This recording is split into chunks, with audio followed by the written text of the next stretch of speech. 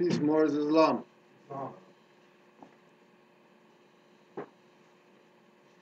Just with the prayer. But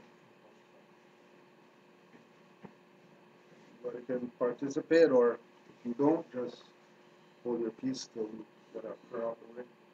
5 on the left, 2 on the right. Allah, the Father of the universe. Allah, the Father of the universe. Father of love. Father of love. Truth. Truth. Peace. Freedom. And justice. Allah is my protector. Allah is my protector. My guide. And my salvation. By night. And by day. Through his holy prophet. Noble quality. Islam. Shaykh. Peace and love, Islam to all the Moors online. Welcome once again, Canaanland Moors class. Before we start up today, we just want to put out there, Brother Nebu has his jewelry going around right now. Yeah, his Moorish jewelry. There's bracelets, copper pendants, copper earrings, silver medallions, rings, etc. So we're gonna fly this around just so that the fam could take a look at what's there. We just want to let people know what we showed some stuff last week. If you want, you can contact Brother Seton Rabe if you're outside of Canaanland. Contact Brother Seton Rabe to get in hold of Brother Nebu. If you're in Canaanland, speak with Brother Omar, and he'll be your contact to get all the jewelry that our family's putting out, just to keep us Moorish, at the same time letting us have the right elements on us, because a lot of the things that we choose to wear nowadays is not even the real deal. Most of the time it's something mixed with something. So just so you know, get our brother Seton Rabe. He's on Facebook. If you don't have a contact for him, just send us an email, canaanlandguide@gmail.com, and we'll get you the contact for the brother to get the stuff. Yeah. Oh, the back here. We're going to start with our readings that should be read every meeting. As we know, Moors took it upon themselves to be unconstitutional and to look at this movement from solely a dogma perspective. We don't even want to say religion, because this was and is a religious organization, but the concept of religion is based in astrology, not coming to the temple and praying to Noble Jawali, singing hymns and all that. So we want to read to proclaimed every meeting, March 18th, 1929. Islam.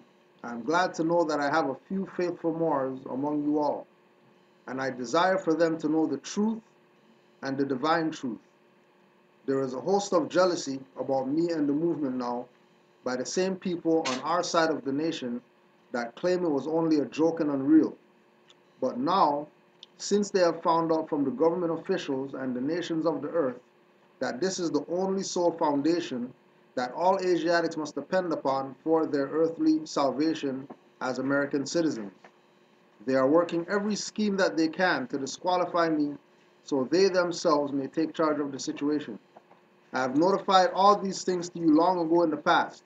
It is through the faithful Moors that attribute to the movement and uplifting funds. The ones that paid their divine respect to me and the movement will be remembered. That is why I am calling upon all faithful Moors to increase their faithfulness to me, your prophet, and your divine Moorish movement. I need finance, and I need it badly.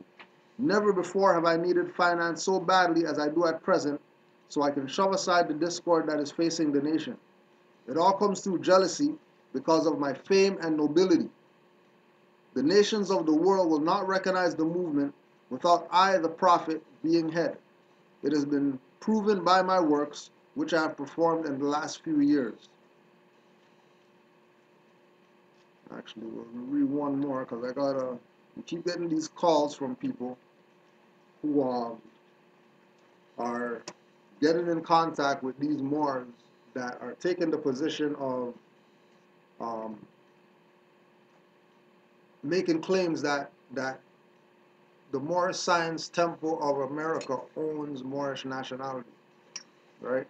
Now we're speaking from a Moorish Science Temple of America right now, and yeah, Just clarify what you're stating is that people are getting calls, you're getting calls from people saying that they're talking to people who are stating that the Moorish Science Temple of America owns the nationality? yeah, because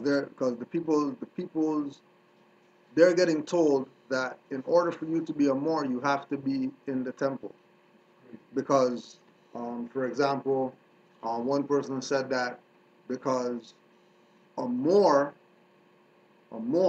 is somebody who's a citizen of Morocco, right? And a Moorish American is somebody who's a citizen of the Moorish Science Temple of America, right? So what this is why these letters weren't read, you know what I'm saying, and things like that. This is why there's a disconnect from the people with regard to this information, because their idea, their mentality is that this place called Moorish Science Temple of America is what you have to belong to in order to be a Moor, which majority of people, they're gonna look at that as conversion from whatever they're belonging to this church thing, and then they're automatically gonna say, "Nah, forget that. I don't want nothing to do with this." Right? Which was the plan of the agents that were implanted, the plan of the U.S. democracy that subverted the Republican forms of government. The whole idea was to get the people to consider everything except the Moorish paradigm, right?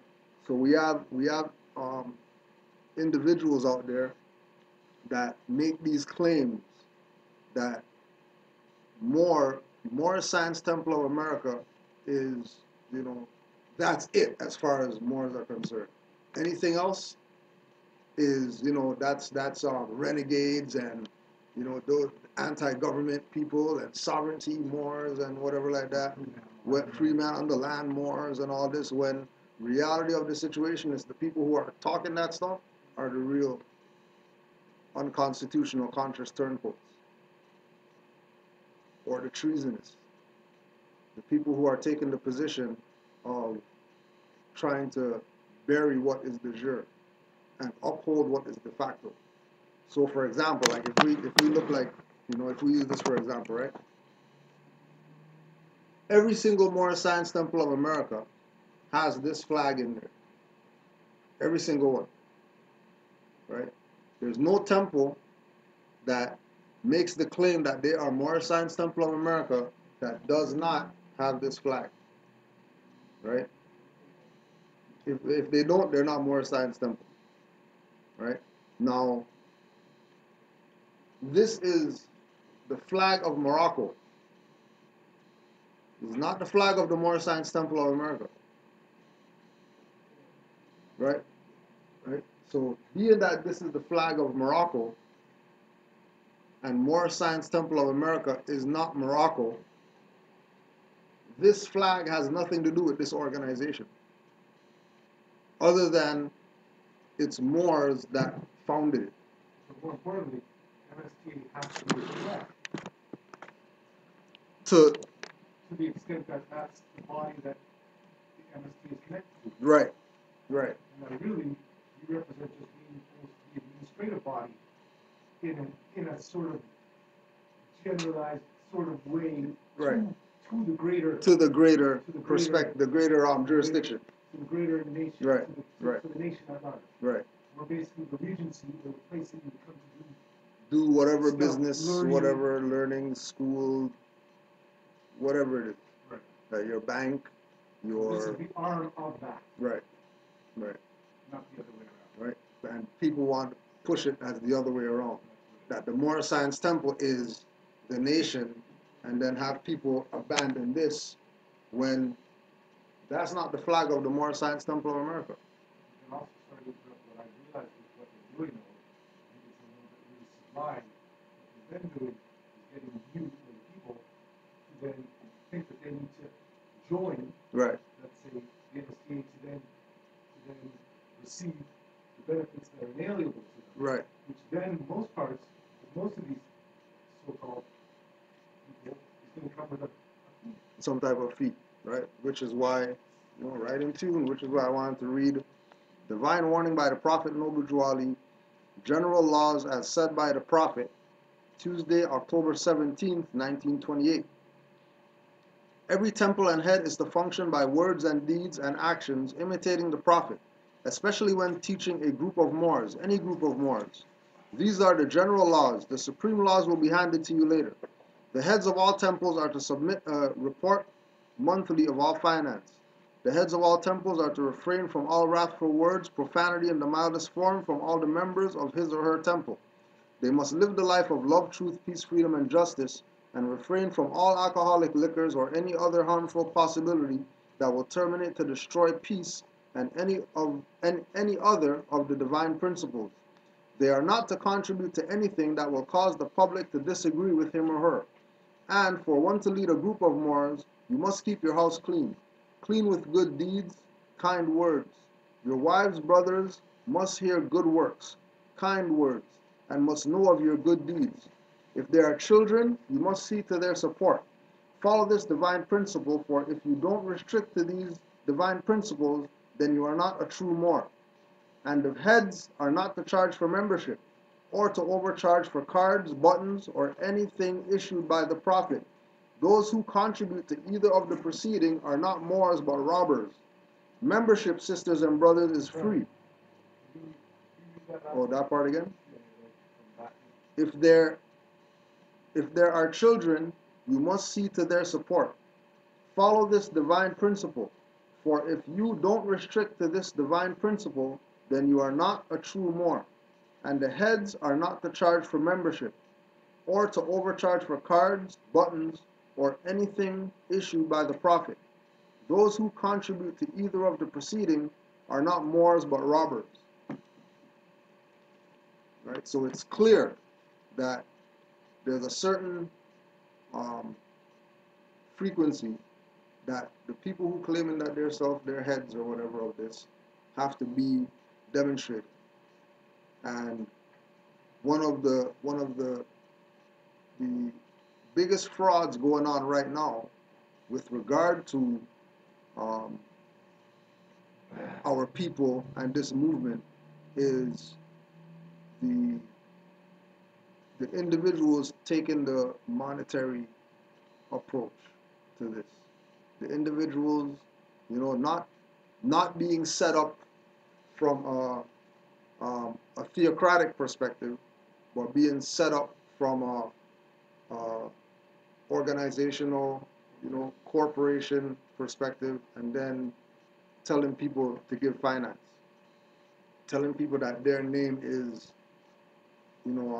king whatever of the Moorish Science Temple, so you got to give me 20% of your check and stuff like that if you're a member of this. When Noble Juali himself said that they shouldn't be overcharging people for buttons, nothing else, and um, they shouldn't be considered as Moors if they're doing those things, right? And there's people who are out there right now that they're charging people 300, 400, 600, 800, 1500 or whatever for some papers, and people still continue to associate or call those people Moors. But Noble Juali himself said that those people are robbers, and they can't be qualified as Moors if they're telling people, give me fees, give me some finance for this thing that I'm supposed to give you for free, right, which is the nationality. Membership, brothers and sisters, is free. not only here but all over the world. The button is 25 cents, card 25 cents, and 1 month's dues are paid. Every member pays 50 cents a month for dues. This money goes towards the support of the temple. This, if not paid, does not entitle you to the protection that is provided for you, and especially if you are not working or in a position to work. If you neglect to fulfill this small duty assigned to you, how can you rightfully expect money or other help when you are sick or otherwise disabled? So the idea of having this place is so that people can come in, proclaim their nationality, and put finance to supporting this to keep it moving. When we go check the books, then we see, okay, these people paid, blah, blah, right? We have a record of what? So get a ticket out there. Somebody sends you a letter, you owe me money or whatever like that. That's not your business. That's the nation's business that we're supposed to be handling those things because we're the actual representative of you. You don't represent yourself. Like we're the ones that are supposed to talk on your behalf with regard to things that are happening to you in society as far as you being violated, right? That's where the finance, people who give finance, that's what the finance is going towards. The finance is going towards us being able to have a record to say, oh, you want help with your whatever? Okay, we check the dues. Oh, you got 8 months paid and all that stuff. Cool, no problem.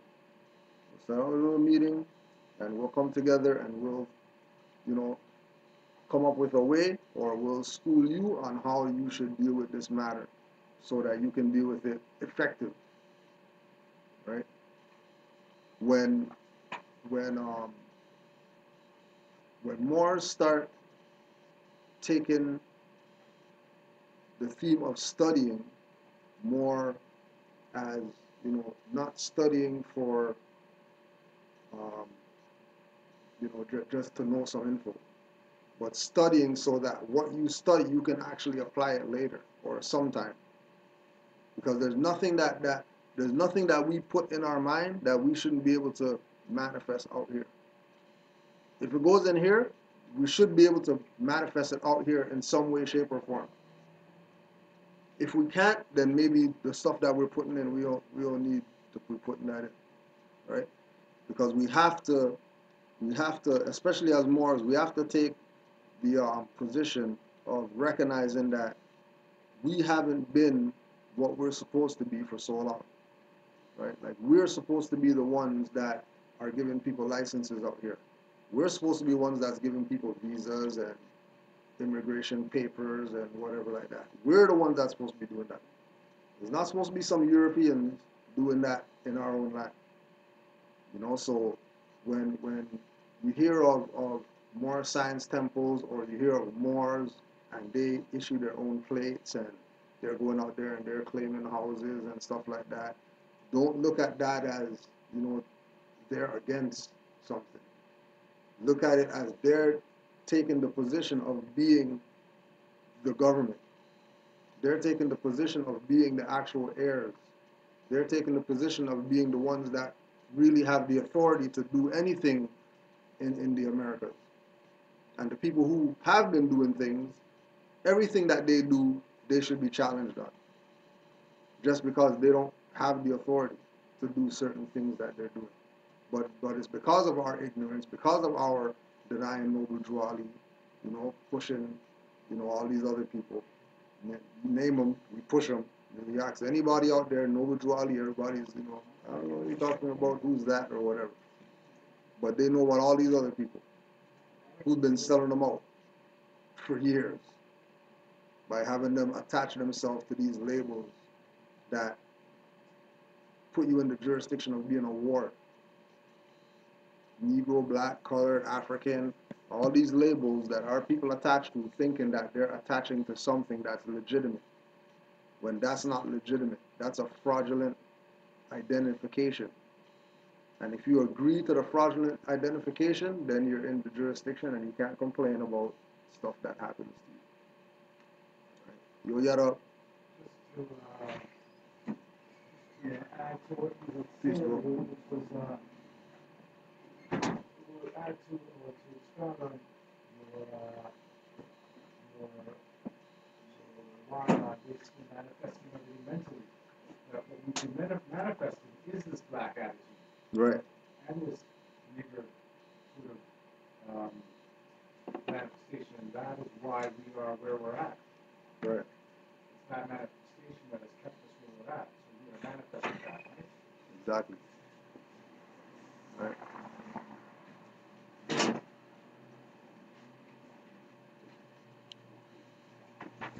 And to be a real Moorish leader, you must study the Quran and the divine constitution that is handed down unto you by I, the Prophet. The head of any temple can maintain an emergency fund, which cannot exceed the amount of from 25 cents to 50 cents per week per member. All public collections and dues also go to the support of the temple and its domestic work.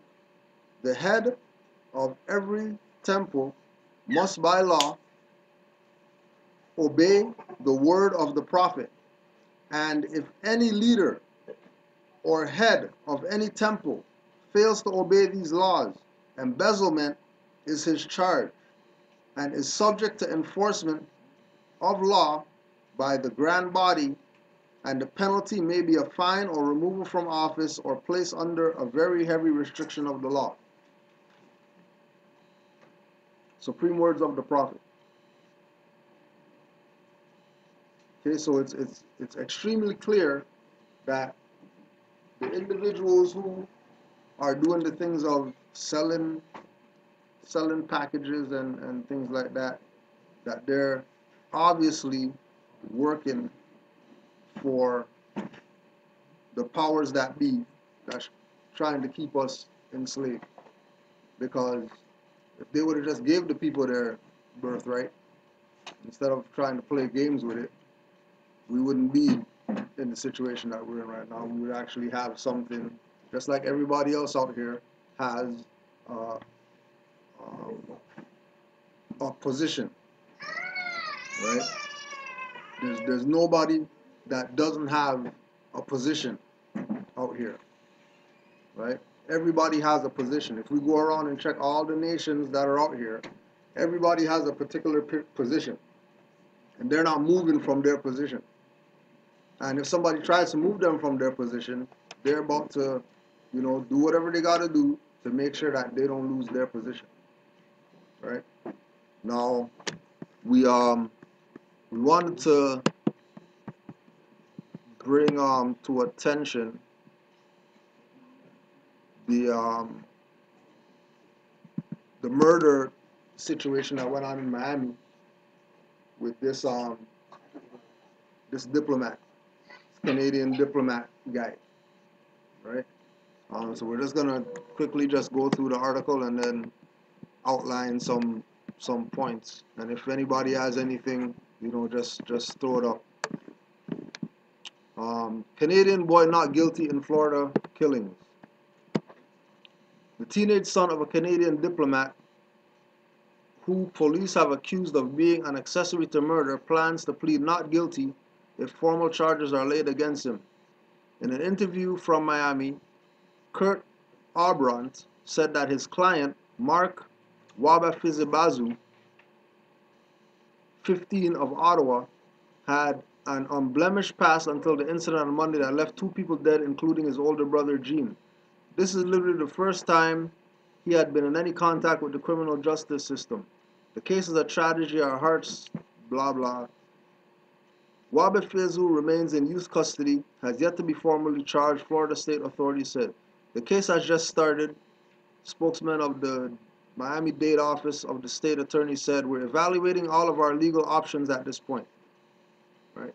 They're evaluating all of their legal options. Right? If he's the one that did the murder, shouldn't he be evaluating all of his legal options? Right? Other decisions to be made if he is prosecuted include whether to try him as a youth or an adult. We already know from over here that as soon as you have some gun thing or whatever, you're charged as an adult. Check to see, whatever like that. you're going down as adult, right? Youth Offenders Act, right? Which, you know, we know is the act or whatever, but, you know, that's how they do with their words. Given the potential implications of some of this, we will carefully make the appropriate charging decision, but we have time. The whole matter is under review. The Waba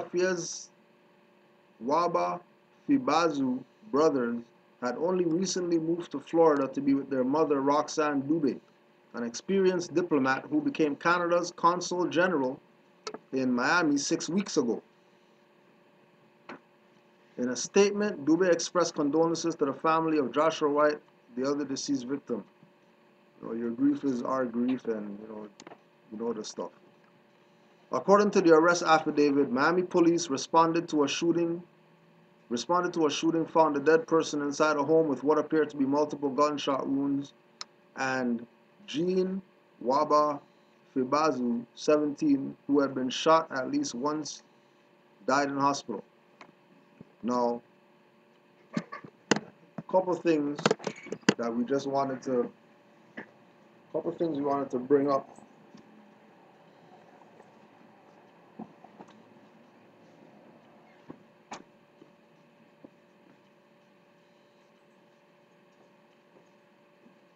Right? Canadian diplomat.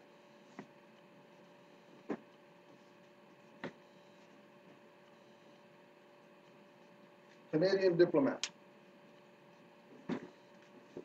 When the incident happened, Omar called me. When the incident first went down, and you know, more see stuff, and you know, we get excited, right? So Omar called me. Right? No, like I was excited too until we had that, right? So Omar called me and said, "Yo, you see the newspaper?" Like, no, what's going on in the newspaper or whatever? Was on the Right, CP24 little byline. tickle or whatever thing. When the story first broke, it was Canadian consul, In the consul general. right? Canadian consul general. Okay. Sorry, just to interrupt for happening. Yeah. What I realize now, after we've done some of our thinking on it, is that the general part, put it into military talk, right? Right. Which was when I was talking to Zulani in regards to sort of talking about how the theocratic sort of corporation that the Roman Catholics are running here puts it under. That's how they're able to play the military. Right. This whole thing being sort of a military operation, which Yeah. is what this is all set up on. Right. Right. So that's where that part then, the general part. Yeah, the general. Puts that into a military perspective, right? Right. So go on. So the article initially came out as Canadian consul. In a few hours, it went from Canadian consul general to Canadian diplomat. Right? Now, why are they gonna change these two terms? Because they did admit in the article that the consular general, the mother, is who the boys were gonna go live with because of whatever, right? So they do have a claim in this, in making this statement of consular general. But why would everything switch from? Why wouldn't they just put consular general in the headlines? All the headlines switch to Canadian diplomat.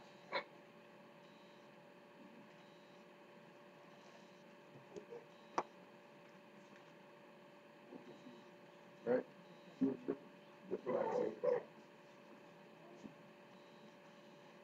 Right. This is how we piece together who's legitimate from who's artificial or who's fake. I think it also gives us validation of understanding that there is a fraud going on. Right. Because the truth will stand on its own.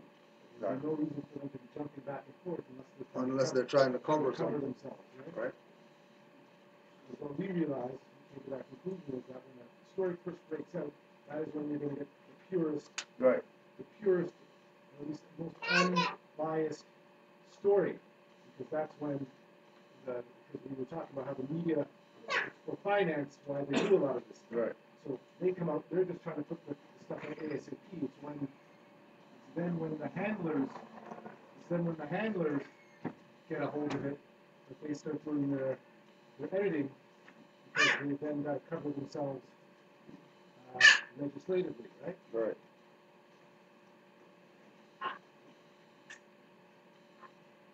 We'll just quickly touch on this. Propaganda American style.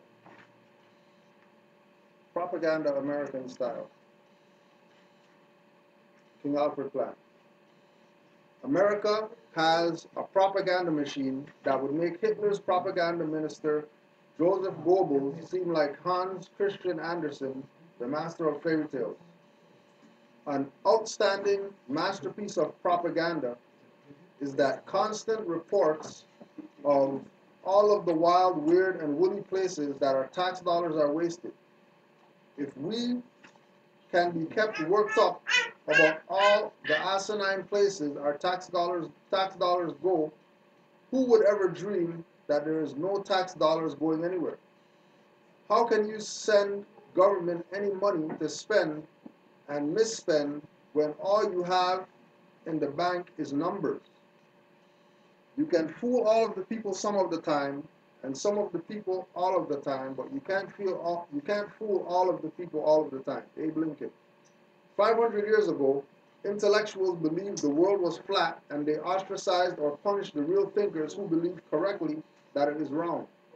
400 years ago, 6 million Americans were convinced that they were invaded by Martians after hearing part of a radio program called War of the Worlds.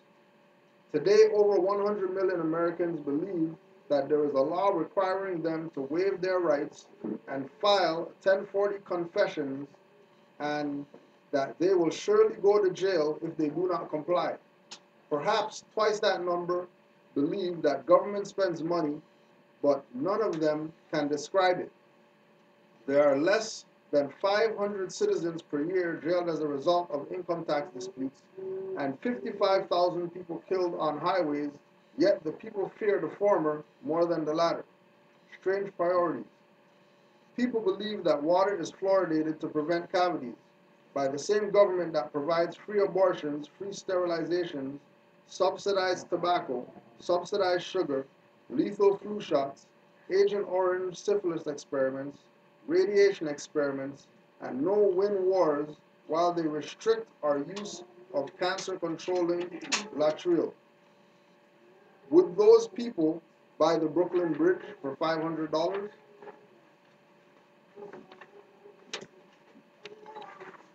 Mind control in America. If a group of men gain control of the major news media, the educational systems, they would have great control of the words we use. Would they not? When you control people's words, you control their thoughts. When you control their thoughts, you control their minds. When you control their minds, you can control their bodies. If such a group gained control of our minds, we should expect them to take full-page ads across the country and inform 200 million heavily armed citizens of their accomplishment. Would they more likely keep us singing Land of the Free and Home of the Brave while they simply purchase the legislation they need to gain absolute total control over us? Whoever controls the volume of money in any country is absolute master of all commerce and industry. President Garfield. The only way productive people can control the volume of money and be self-governing is when something workers produce is used as a medium of exchange. The actual process of money creation takes place in commercial banks. Page 3, Modern Money Mechanics, published by the Federal Reserve Bank. You thought government printed it? for the secret owners of the Federal Reserve to control the volume of money and become your absolute masters, and we, their absolute slaves, they had to first get the gold away from our parents and grandparents in 1933, which was accomplished with threats of fines and imprisonment from the man who said, "The thing we have to fear most is fear itself," Franklin D. Roosevelt. Next, they had to get our silver away from us, which was accomplished under a great smoke screen called Vietnam.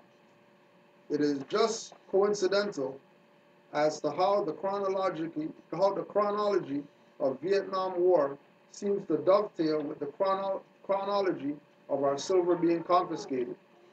There is no way that they can control the volume of money if the money was silver coins in the hands of 200 million Americans.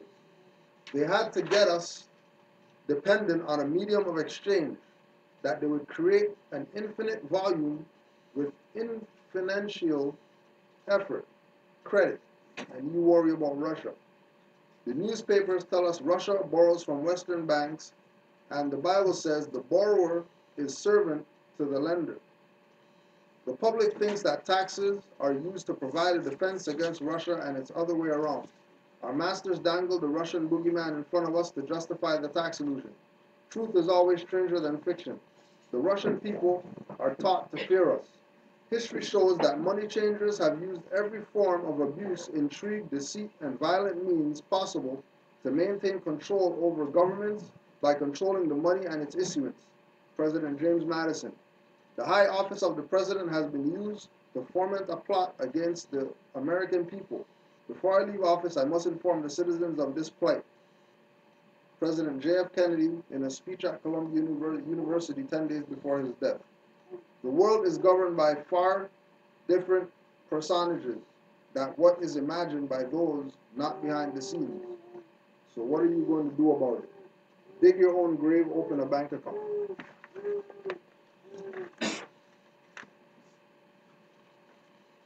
So the propaganda machine is working hard, but their idea or their perspective is with hopes that the common people aren't studying, aren't reading stuff, not buying dictionaries and stuff like that, not proclaiming their nationality. Or being preoccupied with having to try to support themselves, right? Right. You got diplomat there? I got a diplomatic agent. Okay, so diplomatic agent. Or diplomatic situation. Yeah. Diplomatic agents. In international law, a general name for all classes of persons charged with the negotiation, transaction, or superintendence of the diplomatic business of one nation at the court of another.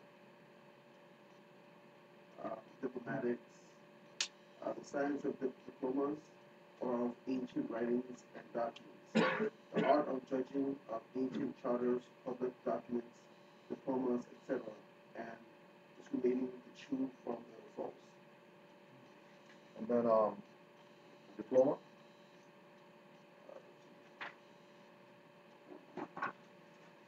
In the civil law, a royal charter letters, patents granted by a prince or sovereign and instruments given by colleges and societies are the conferring of any degrees. State versus Gregory, AP 103. A license granted to a physician, etc., to practice his arts or profession. So a diplomat is a colorable term. A diplomat is not a term to identify somebody who has that immunity when they show in the movies or whatever like that. This guy's diplomat, he could go anywhere or whatever like that. Because the term diplomat isn't even in the dictionary. A diplomat is really an agent. And if a diplomat is an agent, then that means his immunity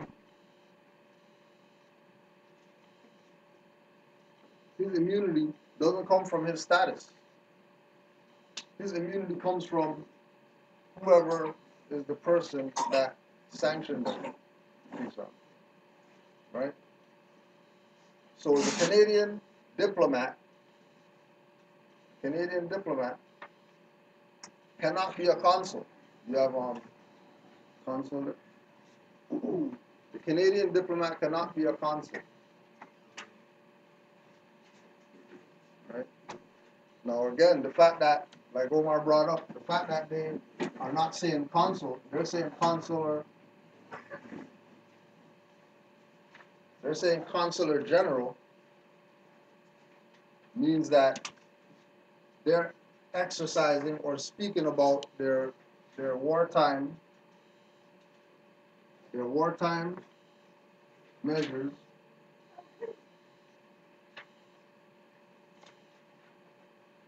and the wartime measures is what allows them to tax people.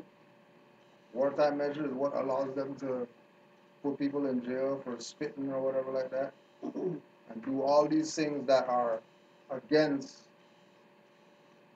constitutional law and continue to be unconstitutional. That's why they got attorney general, governor general, all these surgeon general, because they're getting martial law in the minds of the people so that when it happens out there, they don't even know that it happened. I think it also speaks to the fact that martial law Already is in place. Right? They're telling people. Came to another conclusion too. I was watching the same thing there. The big thing now is this battle with ISIS, right?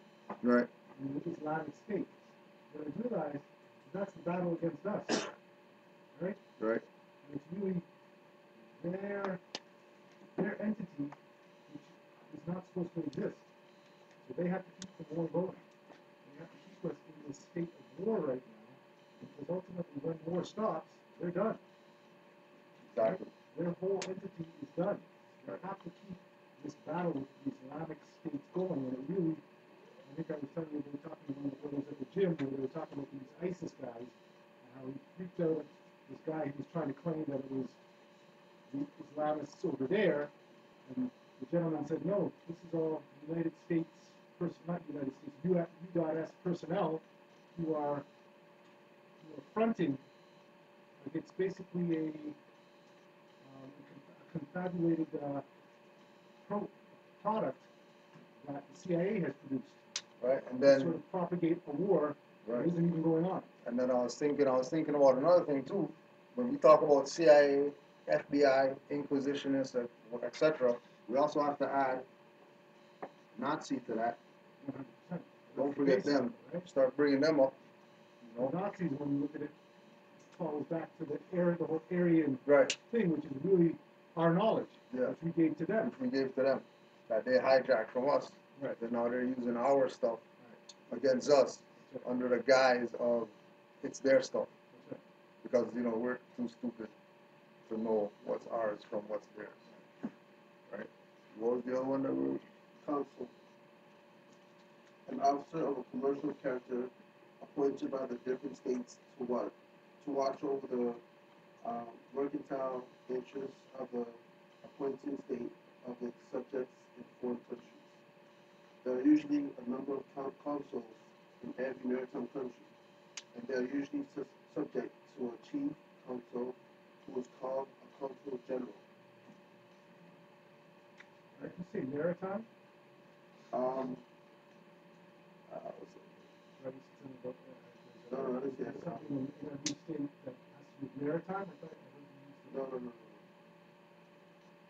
the No. Mercantile. That's when mercantile means stealing resources from one country, from one place, and taking it back to the old place, and then selling it back to the place where you took it from. Right. So there can't be a Canadian diplomatic agent or consul, because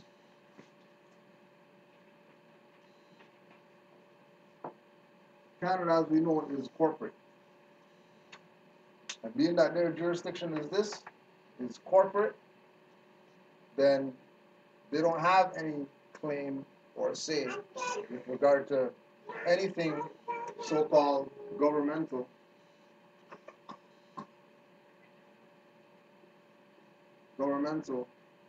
in land that's not their own, right?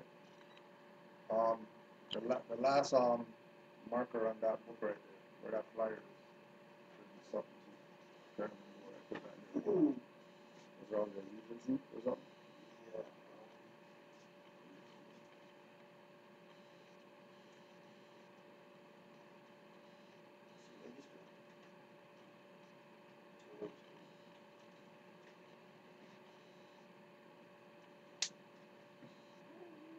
Everybody got this?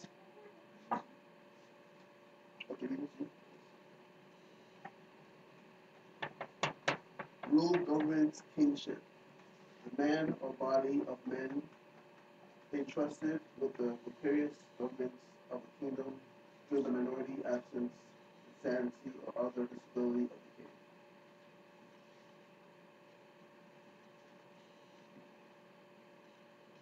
Government kingship.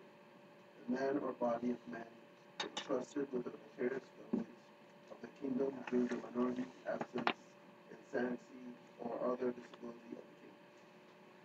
Okay.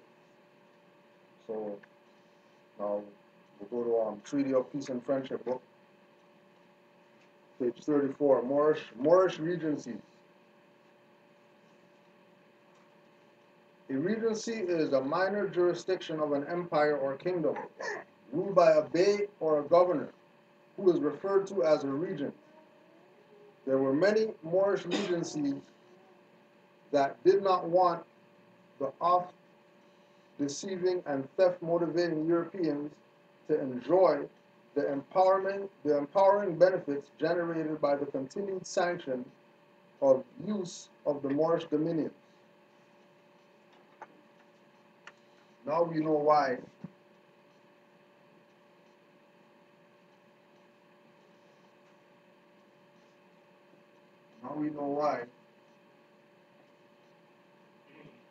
this place was predominantly for these people, right? And then why they got rid of this,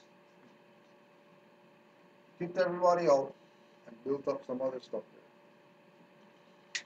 Because if these people wake up to really what jurisdiction was created for them, right? The dumb public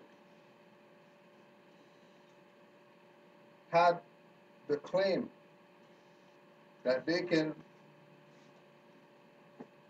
had knowledge of self,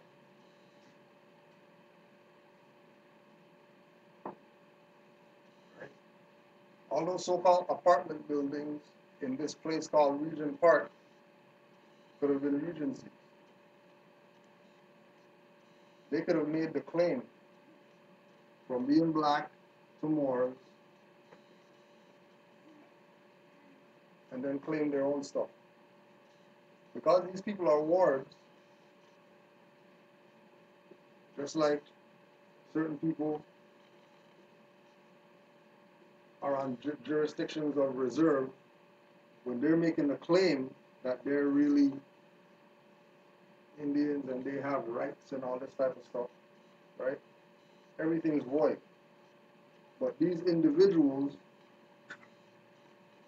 they call themselves who they are, Moors, they strike that out and then claim everything that was stolen, right? Same pattern. If we go to any of these places, what's the Sri Lankans doing? They get their little region where they have, their friend lived there, their aunt lived there, their uncle lived there, their whatever, and then they take over a community. But they're not from here though. But they're exercising on making claims. They're exercising on creating real community. And then our people, just like we were saying with um the Sri Lankan thing, the brown guy, right? Hindustani guy does something. Hindustani guy does something, and he's dark like us, but he's brown. The description of the guy who did something, 5'7", whatever, brown. He's from Hindustan, but he's darker than us, right? They never classified him as this, right? But then they also never classified him as Hindustani. Why? Because somebody who is this is not going to put themselves in such a low category to be doing what that guy did. And because these people have allegiance with so-called Canada, they're going to make sure that their name doesn't get tainted with stupid people in this doing black stuff. All because he becomes a color, get him out of, so that way they don't compare, they don't put him with the Hindustani people. But then when it comes to these people, they classify them all together. Whether it's good ones, bad ones doing bad stuff, whatever like that, they label them that. So as soon as we start, like realizing the power it is that we have, one, the Europeans gotta be stepping up their stuff to make sure that we don't fully get there. Because once we get there and once we get there, knowing that it's really us, not them, their stuff is over. Their time's up. That's just like when a more go to court and then you put something on the record and then they adjourn it for a year and then more is mad that I wanted to go in there and I wanted to say it or whatever. Well, that was just a win. They're gonna adjourn for a year. They're gonna adjourn for 6 months or whatever like that on whatever charge it is that you get. Obviously, they're on the run. They're not gonna say that they're on the run, but they're on the run if they don't just railroad you or come get you immediately, right? And this is the power of like knowing that we have claims, not guessing that should we make claim or can we make claim or whatever, but knowing that we have claim, knowing that people have been doing things in our land that we never really looked at it like this is our land. We always looked at it like, this is just somewhere that we're at or whatever like that, but we came from somewhere else. When the reality is, once we stop saying this is ours, then other people start saying that it's theirs. That's why you're going to talk to Rastafarians and they'll say, oh yeah, burn down Babylon and, the Western world. Europe's in the East. If Europe's in the East, what are you talking about? The Western world did something to our people. The Western world did this and that. The West is over here. Over here never did nothing to anybody. No different people say, like there was this European talking about quote unquote white power and greed or something like that. Talking about you guys did all this stuff to black people, and now you don't want to admit that you did it. That Americans need to stand up and take back their country because America is the land of the free and for everybody and all this type of stuff. But it's a European talk, right? Well, American, and then Asiatics are getting mad at him, right? Because he's speaking from a perspective of you know, quote unquote white privilege, you know, even though he's admitting, you know, they're mad that and they're not challenging the fact that he's calling himself American. And they're not addressing the fact that, you know, they're not black. They're going with it. You know what I mean? Oh yeah, well black people did it and black people did that, and you know what I mean? Everybody talking about black this and black that. And the European sitting there calling himself American, which means copper tone people, right. which he's not, right. And making a claim that nobody's refuting. So anybody who lets him just say whatever, then, you know, they acquiesce, and what he said now stands as law because, you know, he's the American. So we're gonna say the American president, you know, and then there's FEMA coffins everywhere. Don't get mad, because you just gave him the authority to be to be, right? What he doesn't have authority to be, right? And this comes in with also too with Moors with a certain degree of knowledge, making sure that they don't let certain stuff slide by just because, you know, oh, you know, I don't want to go into all that because of whatever, and you know, it might create an argument or whatever like that. Time right now is either you're on the side with the Moors or you're at war. That's where it's at right now. Either you're showing allegiance to enforcing the Constitution, right, and living by certain principles and standards, or they got plans for you. And as you know, overpopulation in prison, all that stuff, right? That they're running out of room in there, so they're gonna have to start getting rid of people. They're even the whole how they're getting rid of some people now is they're legalizing stuff. So they legalize weed, and then they let go all the weed people who they arrested. But weed's legal. Why is anybody being charged with anything to do with weed charges? So that they freed up some room to get, spitters and stuff like that in there. People that are a little more of a problem. People who are issues. People who go around here claiming houses and stuff like that, well, they're making room for them people. People who are going around talking about, rights and sue police and stuff like that, they're making room for those people. But again, it comes back to, do you have political protection? I was realizing within the title of Regent Park, when we were talking about nationalizing the park, yeah. I have to imagine that the whole perspective of the park has something to do with how they claim that part of the land. Yeah, that too. You know what I mean? Yeah. There must be something to that, right? Yeah. Or just making it a jurisdictional thing, right? Right. Because your jurisdiction is really what runs everything. You know what I mean? Our issue is not challenging the jurisdictions that's assumed. Letting the assumed jurisdictions continue on, right? Opposed to stopping them. So like, it's like when Morris sends something, and then somebody sends something back, and then they're right, they do everything right, Cujo Ado L, right?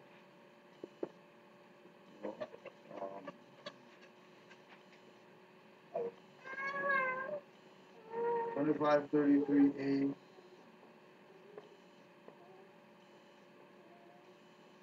Everton Avenue West, Toronto, postal code, or whatever. But then they put ON, right? Immediately, because of the error, whether it's there, right? Whether it's here, they might try to all caps your free national name. Whether it's in the mailing location, they put AVE or RD or whatever like that. Instead of writing out West, they put W, right?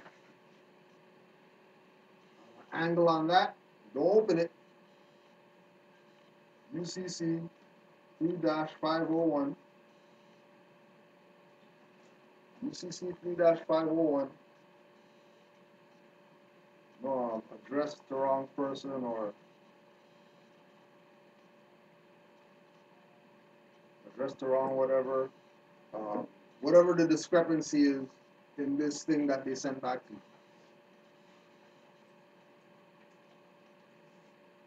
Okay, so then what you're gonna do is do, your research on UCC 3-100, UCC 102, UCC 103, UCC 3-104, whatever, all the way till you get to 501. And then you'll find out in 501 all the mail fraud, whatever stuff that you can use to defend yourself when people try to pull mail fraud on you. And then keep in mind that you don't want to go out there and go buy some UCC code book because you're looking at about a 1500 or something like that.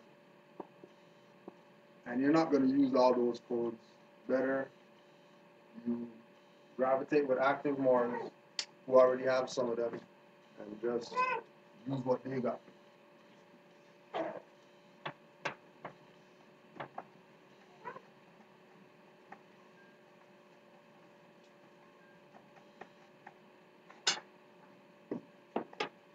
Alright, so Moorish regencies. Many of the powerful Moorish regents were also not reluctant to make their thoughts and positions known about a doubtful political union by the Moors with the European immigrants. Based upon past negative experiences, the corrupt Inquisition practices, the ongoing piracy issues, etc., solidified the opinions of many Moors, confirming why they did not trust the word of the encroaching European Christians. Logically, these pressing issues, not easily ignored, were also of vital and primal influence and consideration. However, long-term realities sometimes trump current reactions which guide the thoughts of the natural people in the affairs of nations. Thus, the Treaty of Peace and Friendship was authorized by the Emperor to be concluded, and that the various social and political interchanges being noted within the treaty can be adopted into the wording and language. This impacting support and decision made by the Sultan of Morocco would be of particular progressive consequence for the European side of the negotiating parties.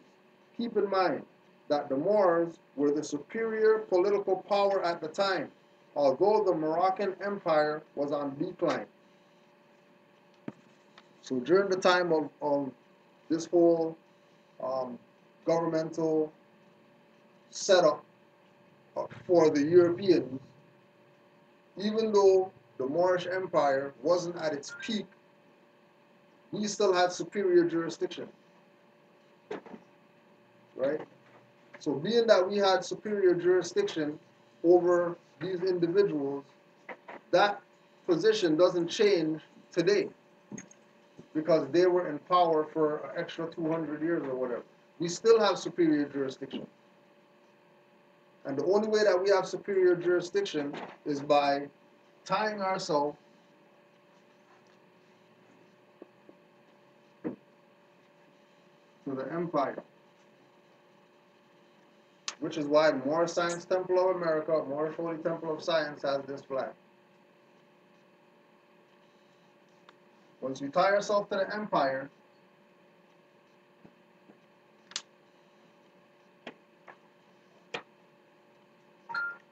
once we tie ourselves to the empire, this jurisdiction of Moorish Science Temple of America, Moorish Holy Temple of Science, Old Canaanite Temple, Moorish Movement, whatever you want to coin it as, becomes directly tied to the Moroccan Empire, so it's supposed to act as a regency.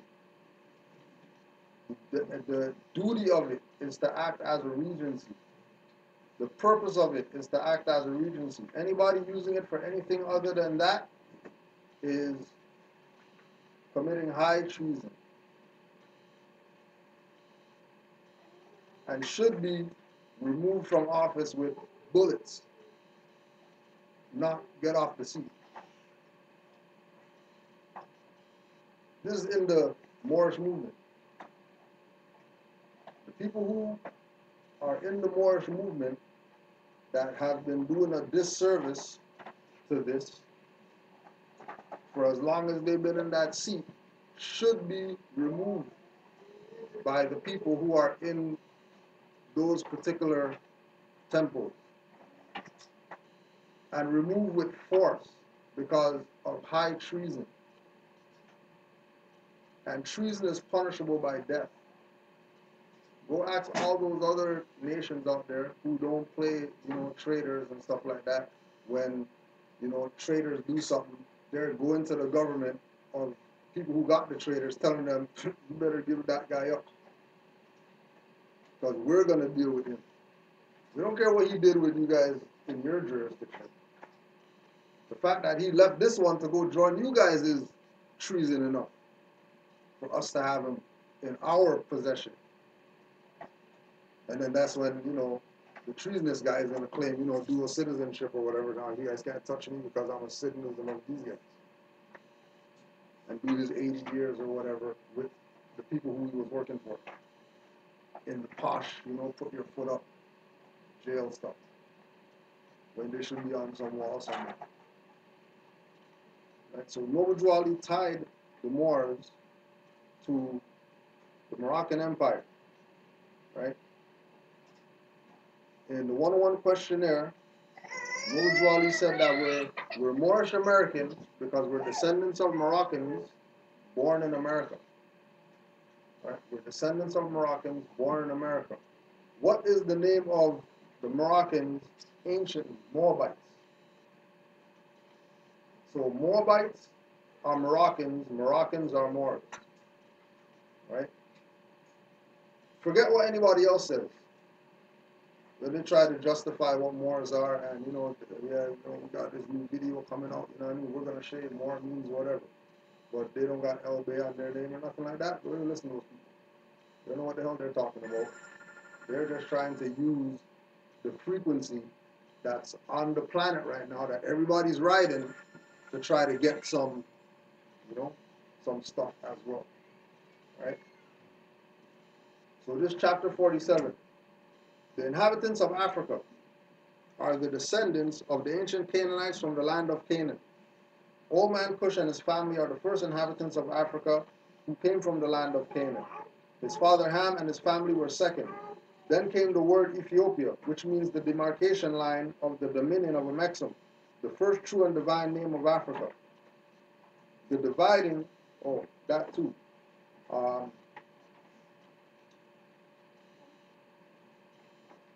Then came the word Ethiopia, which means the demarcation line of the dominion of Amexem, the first true and divine name of Africa. So, soon as they start talking about, they're African and whatever like that, and they're sticking to that position, right? We have to realize that these people have no thought, because the true and divine name of Africa is Amexem. The true and divine name of Africa is Amexem. That's what it is. If you don't want to go with that, that's okay. You know what I mean? No big deal. But guarantee that that individual is a ward. If you go in their pocket, they got some type of ID with some European name on it, but they're going to say that they're conscious people. They're going to say that they're for their people. They're going to say that they're, the ancient gods or whatever, but they got an ID in their pocket with a European name on it. And Moors are the only ones that we can go around and go in their pocket, and they're going to have something not given to them by the state as their identification. Right? And they're going to realize that, they're in error, but because of their self-righteous arrogance, they're not going to humble themselves to more. So sometimes Moors have to draw a scimitar on people. You don't have to pull it all the way out, just show the blade so they know what's up. That it's not time right now to play these games with our people. Because choked out on the corner and shot up and stuff like that, that's real stuff. And up to now, we've been shown, keep putting on Lanre's Sing out there, Lanre Obey, when Highwayman was following him all over the place or whatever. Then he came out the car, went to the highwayman, put the camera on him, like, why are you following me or whatever? No jumping out the car, shooting him, no calling back up, 50 cars come to do whatever like that. Fully taped him, call him by first name and all that stuff like that. Let me know something, because you're harassing me. You're bothering me. You're violating my rights. And highwayman just on his computer pretending pretending like he's not getting recorded and he's gonna be on YouTube, gonna be a star. Right? The dividing of the land between the father and son, the dominion of Cush, northeast and southeast Africa, and northwest and southwest was his father's dominion. In later years, many of their brethren from Asia and the Holy Lands joined them. The Moabites from the land of Moab, who received permission from the pharaohs of Egypt to settle and inhabit northwest Africa, they were the founders and are the true possessors of the present Moroccan Empire. Now that statement is coming from the Holy Quran of the Moorish Science Temple of America, that everybody says is relative to the Aquarian gospel of Jesus Christ, when they want to try to, make Moors look like we're some European followers or plagiarize European stuff in order to be legitimate. When the thing that I just read, which is in the Holy Quran of the Moorish Science Temple, which they say is the Aquarian gospel, this isn't in the Aquarian gospel. Right? What I just read, it has nothing to do with the Aquarian gospel, isn't in that book. Right? Noble Ali was a direct descendant of the Turner Tunica Washita family. So he has a direct connection to this, what they call Louisiana Purchase, with Henry Turner going against the United States, suing them to go get land back, 68,000 acres or whatever like that, which, after that was the first time they sued him, then they sued him again for some other amount, and then that was like some millions of acres in the Americas. Noble Drew Ali is directly tied to that, which is why he can make the claim that the Moabites, or the Moors, were and are the founders and true possessors of the Moroccan Empire. So being that we have that authority, right? Being that we have that authority as Moors, right? We have to recognize that our activity is what's going to let these people out here realize that they have claim to this too. Them seeing us, them recognizing that there are these individuals called Moors, and look what they're doing. Look at their industrious work that they're doing, right? They haven't seen that from Moors. They've only seen Moors, just go inside this door, you know what I mean? Stay for 2 hours, and then come out this door. And that's it. They see Moors walking up and down and stuff like that, like they see today. You know what I mean? As the Moors start doing more, people would be seeing more. And that would inspire them to be faster down with this. But like we said, we got Germany, UK, you know what I mean? Like there's Moors in those places. Not some people who just, yeah, I think there are more or whatever. Like people who are Moors, they got feathers and all that. They're they're over there teaching about the history of Europe so that people could know that, everything around here is Moorish. There's no, Europe isn't European. Europe is Moorish. This is what's being put out there from Moors in Europe. And they're very secure in their position that they're not Negro, black, colored people. They're Moors over there. So we're starting to realize that the real issue, the real enemy are the turncoats over here. The real enemy are the ones on this side that are claiming to be Negro, black, colored, African, all this other stuff. Claim to be African, but you tell them go back to Africa, they don't want to go. Why you don't want to go? You're from Africa. You got brought over here. Why you go back where you come from? You know what I mean? Matter of fact, how come those people over there never came and claimed you yet? If you're from over there. Some African whatever, and we're not talking about like what they did with, Liberia or whatever like that, talk to the United States, yeah, we need a place, whatever like that. So, yeah, well, let's build something over here or whatever, like what they did with Israel, kill some other people, take their stuff, and then say, oh yeah, that's for you guys, that's your homeland, your holy land or whatever like that. It's not, right? That's not what is the repatriation. You should be picked up. You should be picked up by those people or those countries that they say that they came from out of slavery. If they legitimately came from there, the people who rule those places now should be making requests on ample amount of time. Technically, you'd be MIA, missing in action. If nobody's claiming you. No, what I'm saying is that you'd be also a prisoner of war. Right. Technically, right? Yeah. Which should inspire those people to even move faster on your behalf if you came from over there. But not one word. None of them. Matter of fact, every time they go over there, people over there are telling them, what are you doing over here? You're not from here. You don't look African or whatever. Right?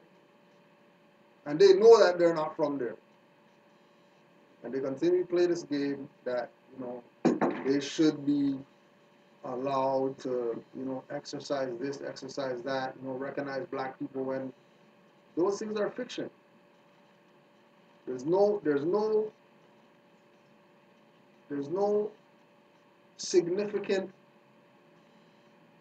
benefit to classifying yourself as something that you're not and then wanting people to accept that position that you're claiming. When they know that it's a fraud. Because, like we said with the Hindustani, there's Hindustani people who are darker than us. There's Sri Lankans who are darker than us. They don't say they're black people. They never ever make that claim. Right? But then, you're going to hear certain people in jurisdictions, they had their school shot up, killed all these people or whatever like that. Right? And that's in their own land. In their own land, in their own school, people came in there, shot up their school or whatever. Obviously, some people are being what they're not. That doesn't happen like that. That doesn't happen when somebody has no jurisdiction. You're not hearing some European go to Argentina, shoot up some school. You're not hearing some, you know, crazy guy flying a plane into something in other places. That madness only happens where there's high level of stateless people. And once the level of statelessness is that high, they're going to start eliminating people, which is where these people are at here. And they don't want to get and realize that we're not telling people join some group or some organization. We're telling you better tie yourself to some type of nation. Tie yourself to something that's legitimate. Because half the stuff that they've been tied to, they don't even know what's what. Half the things that they've been tied to, whether it's called um, country, island, city, province, state, whatever, all corporate. And people have no idea what's going down. People have no idea right now. People are going in their account, taking out stuff, go do whatever it is that they want, you know what I mean, and then come back. Just like Share newspaper had an article about this man in Trinidad who some $100 of million just went into his account. Boy, don't know where it came from or whatever. Right? Just like that, you know. Of course, you know what I mean. You know the Negroes, you know, you're gonna go tell or whatever, right?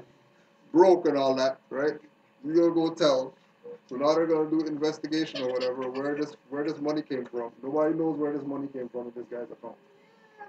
You know? Well, they did do the check and then they found out that it was this thing with um, criminals moving money into different accounts to, you know, hide their money or whatever, and you know, they had the wrong account, put it in this guy's account. You know? So it wouldn't have really even gotten found. If he didn't say nothing, it wouldn't even been anything that anybody noticed, picked up on, or whatever like that, because it was a legitimate transaction. It's only because they checked it out because he said something why they found out that it was whatever. Right?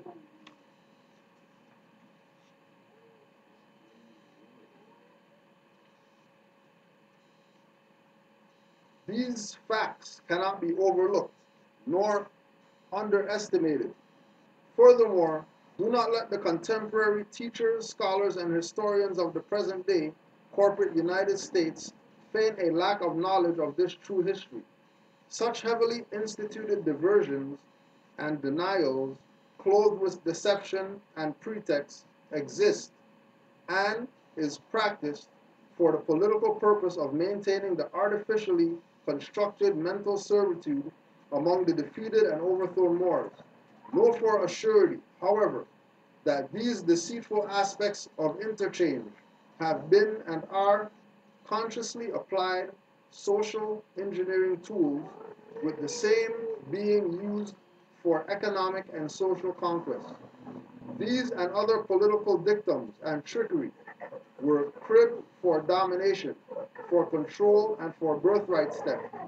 Many naive or unconscious Moors would often agree by ignorance, by blind faith, or by miseducation that they are Negroes, blacks, and colored folks, Indians, etc., West Indians, etc.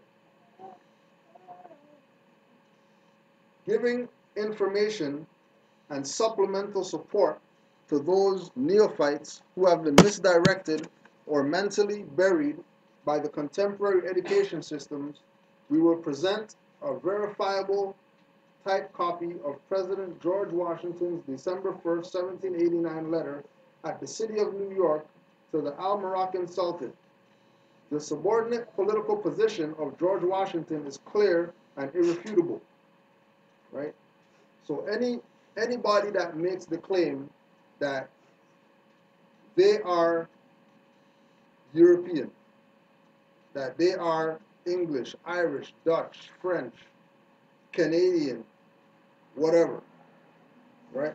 Their position is the same position that George Washington had. That's their position. They don't have any superior position. They don't have any type of diplomatic, whatever, right?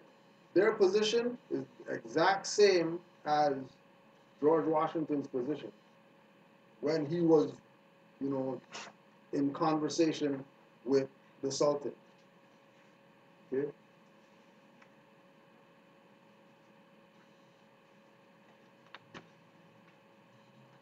So remember that the position that George Washington has speaking to the Sultan is the same position that every single European in the Americas is supposed to have when they're engaging or interacting with Moors. And if Europeans are taking the position that they're not recognizing our position like that, more than likely it's because of us. And the issue that is because of us is because, like Brother Omar always beats down, that there's a divine side to this that Moors neglect to look at, because they're constantly looking at the national things, they're constantly looking at the suffering, they're constantly looking at, how do we get out of the system and whatever like that, when that's divine how we're going to get out of the system. It's not a process. It's not a paper or a card, show a card and then they get out of the system. Because as we all know that, there's times you show your card, they don't want to accept it. Guarantee you, if you go back and check from when you woke up that morning to when you showed that thing, your frequency was off. That's why that didn't work. Guaranteed. Something put you off of your frequency, so that when you said writ or card or whatever, the frequency was off. There was a gap in the divine rotation that's supposed to be happening before you do anything national. So remember, this is every European. So this is not a letter from George Washington to whatever. This is a letter from every European to the Moors. Right? Since the date of the letter, which the late Congress, by their president, addressed to your Imperial Majesty, no Moors, the United States of America have thought proper to change their government and institute a new one agreeable to the Constitution, of which I have the honor herewith to enclose a copy. The time necessarily employed in the arduous task and the disarrangements associated with so great, though peaceable a revolution, will apologize and account for your Majesty, the Moors, not having received those regularly advised marks of attention from the United States, which the friendship and magnanimity of your conduct afforded reason to expect. The United States, having unanimously appointed me the supreme executive authority in this nation, your Majesty's letter of August 17th, 1788, which by reason of the dissolution of the late government remained unanswered, has been delivered to me. I have also received the letters which your Imperial Majesty the Moors has been so kind to write in favor of the United States to the Bashars of Tunis and Tripoli. Right? And I present to you the sincere acknowledgments and thanks of the United States for this important mark of your friendship for them. We greatly regret the hostile disposition of those regencies toward this nation, who have never injured them, is not but to be removed on terms of our power to comply with. Within our territories there is no mines, whether of gold or silver, that this young nation, just recovering from the waste and disillusion of a long war, have not as yet had time to acquire riches by agriculture and commerce. But our soil is bountiful, and our people industrious, and we have reason to flatter ourselves that we shall gradually become useful to our friends, the Moors, who we're treating like enemies now. Right?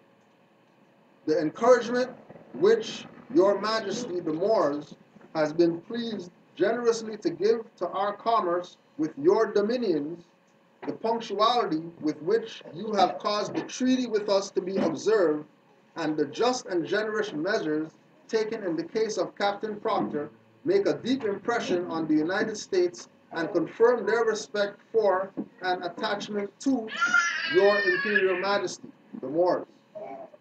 It gives me great pleasure to have the opportunity of assuring your Majesty, the Moors, that while I remain at the head of this nation, I shall not cease to promote every measure that may conduce to the friendship and harmony which so happily subsists between your empire and them, and shall esteem myself happy in every occasion of convincing your Majesty of the high sense which, in common with the whole nation, I entertain the magnanimity, wisdom, and benevolence of your Majesty. May the mighty, may the Almighty bless your Imperial Majesty, our great and magnanimous friend, with his constant guidance and protection. George Washington, or every European in the Americas. So every single one of them know about the obligation. Every single one of them know that they're not from here.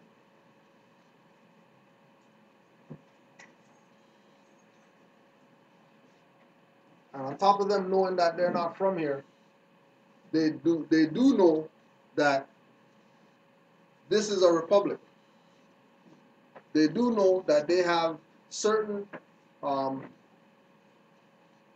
constitutional rights that have to be respected.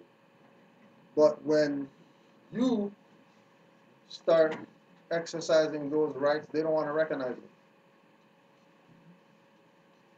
But they want to be able to, right to bear arms and, right to a fair trial and right to this, right to that. But as soon as you stand for them, or no,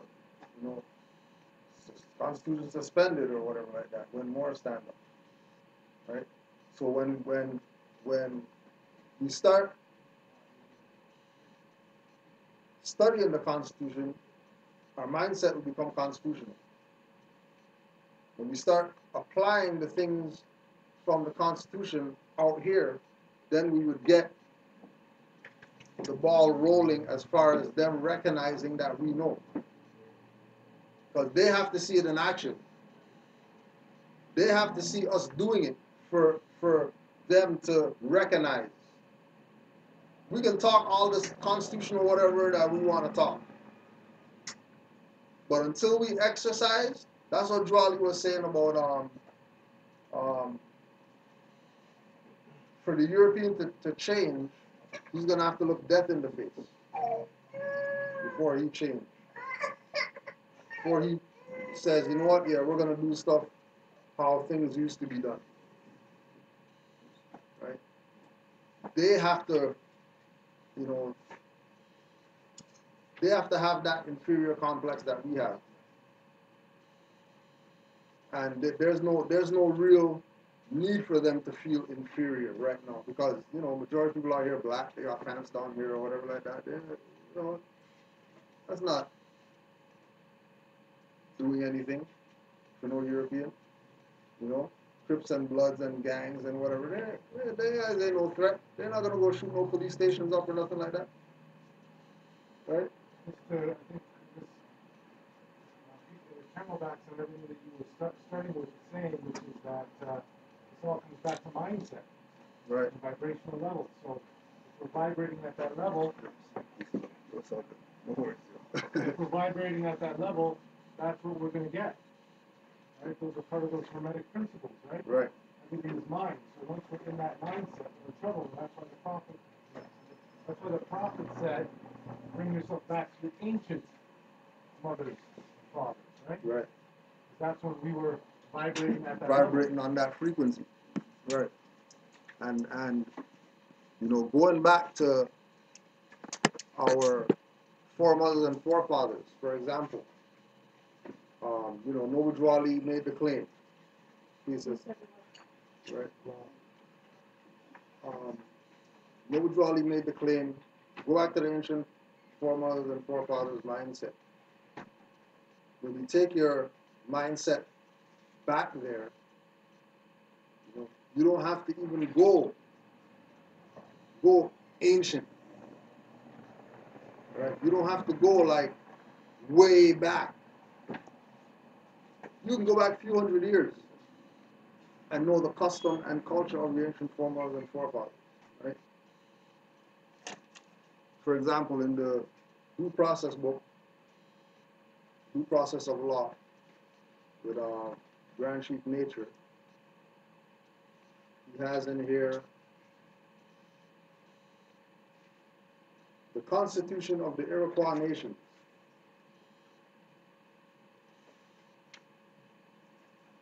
The Constitution of the Iroquois Nation, which was the law of the land prior to European colonization. And in section 92, just so we can see how extensive our ancestors were. The Constitution has 10 articles, 7 articles, 10 Bill of Rights, right? And the Constitution of the Iroquois Nation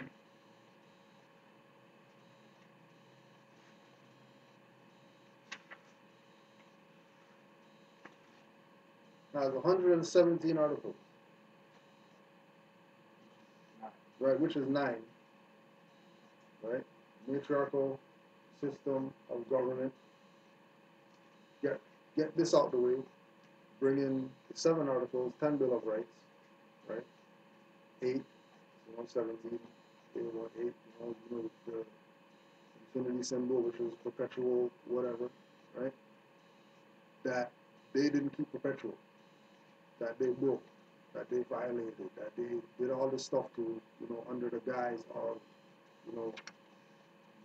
U.S.A, U.S, United States of America Republic, United States of America, U.S. of America, whatever stuff they make up, all these different jurisdictions, layer of jurisdictions all over the place, in order for them to continue to violate and do things, and then people not picking up that it's their created jurisdiction that we're assuming is legitimate is what gets us abused.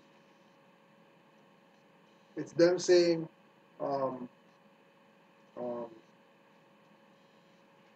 Canadian citizen. I was like, yeah, okay, yeah, we'll be down with that or whatever, when that's corporate jurisdiction. And this is what people should know, but everybody else knows that Canada and United States are corporations. That's not a secret that Moors are revealing. That's something that the world knows. That's why the world doesn't deal with them. That's why the world deals with them like, okay, you guys stay over there or whatever, like, we'll do some stuff with you. Come on over, let's sign stuff. You ever notice they're always going to check people? You ever notice they're the ones that's always going to check people? Unless it's Pope or Queen or something like that, nobody's not coming here, check them. Unless it's some type of treaty arrangement where they have a treaty with somebody, people don't come check them. They're always going overseas to go check somebody. They're always going on the private jet to go somewhere to go check somebody. Because everybody knows they're not authority. Why would they get up out of their seat of power or whatever? They're going to leave their seat vacant to go visit some corporate people. Better the corporate people leave their seat because they don't have nothing to lose over there. That's just a corporate seat. Go check the record. You'll see all of them always getting called to come over to our whatever. Right? That's why they gotta have an embassy everywhere. So that they can go, so that there are people who are over there as corporate ward whatever can have somewhere to go if stuff kicks off. They just went to the embassy. Right? Which is the same thing that we have right here. On a broader scale. Because regency is tied to the sovereign. Regency is tied to the sovereign nation, which we're making a claim that we are. That you're going to have Moors tell you you're not Moroccan. That no, there's no such thing as Moors being Moroccan. Moor Science Temple is what it is. If you say you're Moroccan, that means you're in the kingdom over there. What are you talking about? You got Circle 7. If you say that you're Moor Science Temple of America, you got Circle 7, says Moroccan Empire in there. It doesn't say Moroccan Kingdom in there. But when they deviate from what the prophet laid down, they make up their own stuff, and then people follow these people who's making up their own stuff. I mean, like people have straight said, you know, like there's Moors who have told me, don't listen to Ali Melbe because he's Washata and Noble Drawali has nothing to do with that. When Noble Drawali is a direct relative of Washata, he's part of that family. He's the the the successorship or lineage of of the Washita Empire goes to heirs. He's one of the princes of the Washita, being that he's Cherokee, which is, you know, tribe of Washita.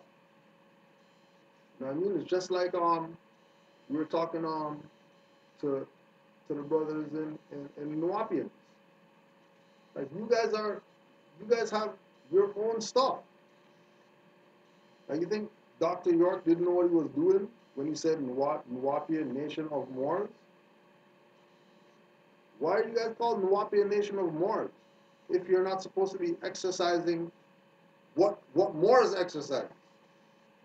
That's in the temple or in the Moorish organization or whatever like that, you know, civic activity, constitutional activity.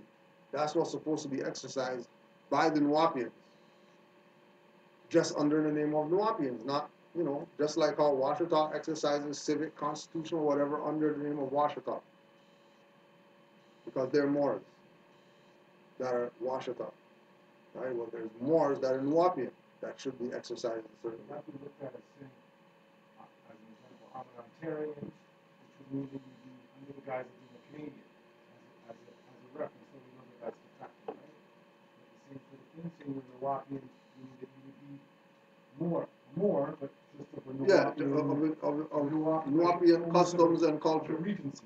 Right. Right? Nuwapian Regency. Right? Tribe. You know? Like somebody was saying, somebody was asking me a question about how you know everybody's Moor. Well, Moor means any dark-skinned person. So everybody's Moor is that's dark-skinned. Okay, so what's next? What are you claiming? Well, I'm Nation of Islam. Okay, well, you're Moors from the tribe of Nation of Islam. And the issue with that is what you're saying is that the Nation of Islam is supposed to become, some of these things supposed to become corporate stuff. Right. Versus the actual, the jour, right. Right. Which doesn't take away from, you know, what they want to do. If they want to do bean pies and all that stuff, do your thing. Just do it as Moors. What are you talking about? Like people have a thing of they always got something. They always got info on Moors when they're not Moors. Right? You're not hearing Turks talk for Chinese. You're not hearing Sri Lankans talk for Australians. But you hear everybody talks for Moors. Everybody's an expert on Moorish whatever. And then nobody wants to ask Moors. When they ask Moors, you guys deal with too much semantics and, prove that. Or, like, you can't play it how you want to play it. If you're dealing with Chinese, you're going to go to Chinese guy. If you're dealing with mechanics, go to mechanic. If you have a Benz, you're not going to go to the Honda guy to fix your Benz. You're going to the Benz mechanic. If you want information on Moors, you have to talk to Moors. If Moors want information out there on them, they better put it out. Because there's no, you know, people could say that, well, there's nothing on the Moors. That's why I went to, you know, Hidden Colors or whatever like that. I mean, they can say that. Because the Moors aren't doing enough of what they should be doing. You know, you have for example, um, you know, you have like Seton Rabe, who he's been nationalized probably 2 years, and he did more classes than people who've been in Temple 80 years. And he's so-called new Moor, just started really getting into the info, right? Because he's taking it from a position of, you know, this is birthrights. You know, I better know what this is. And when you know, then you know you impart to other people so that they know, for no fees and no whatever. I think that's the other, I mean, this is why I seems to be the prophet is saying, because that's why the prophet says, know thyself. Right. Because once you know thyself, you know everyone else. Right. And then that's why Matrix said, know thyself. And then therefore, you also know when people are trying to guide you astray. Right. Because you'll be firmly planted where you are. So anytime anyone says anything else, that's why so much misinformation has come out. Because we don't know ourselves. Right. So when we're talking to these other traders, they're spreading stuff, and we can't back it up. We can't defend it. Defend it because we don't know ourselves. Right. Right. And like we always say, no, when Noble Drew Ali said, know thyself, he wasn't talking about just 101 questionnaire, and he wasn't just talking about, you know, Holy Quran, he wasn't just talking about, you know, Moorish literature and the things that he brought. Yeah, those things have weight, but he was telling us to broaden our perspective. I mean, like we say, our peripheral is supposed to be like 360. We're supposed to have our peripheral as one.